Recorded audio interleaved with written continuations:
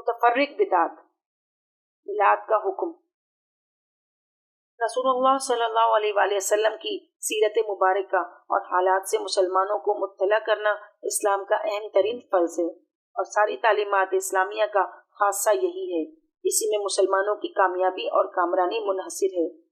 رسول اللہ صلی اللہ علیہ وآلہ وسلم کی ولادت بڑے سرور اور فرحت کا باعث ہے، اور یہ خوشی کسی وقت اور جگہ کے ساتھ مخصوص نہیں بلکہ ہر مسلمان کے رگ و پے میں سمائی ہوئی ہے۔ مگر اس زمانے میں رائج محفل میلاد کئی مفاسد کی وجہ سے ناجائز ہے۔ مثلا رسول اللہ صلی اللہ علیہ وآلہ وسلم کے بارے میں یہ عقیدہ رکھنا کہ رسول اللہ صلی اللہ علیہ وآلہ وسلم محفل میلاد میں تشریف لاتے ہیں، جبکہ یہ واضح کفر ہے، جس کی حرمت قرآن کریم کی آیات اور فقہ کی عبارات سے بھی ثابت ہے۔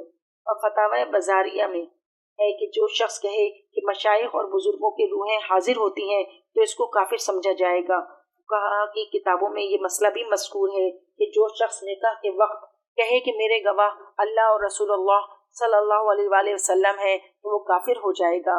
اسی طرح محفل میلاد میں مٹھائی وغیرہ کو ضروری سمجھا جاتا ہے، اور خود محفل میلاد کو بھی واجب کا درجہ دیا جاتا ہے، جبکہ اگر کسی جائز کام کو بھی ضروری سمجھا جانے لگے تو وہ بھی مکروہ ہو جاتا ہے۔ نیز میلاد کے لیے شریعت میں دن اور مہینے کی کوئی تعین نہیں، جبکہ اس دور میں اہل بدعت نے اپنی طرف سے یہ تعین بھی کر رکھی ہے، جو سراسر شریعت پر زیادتی ہے۔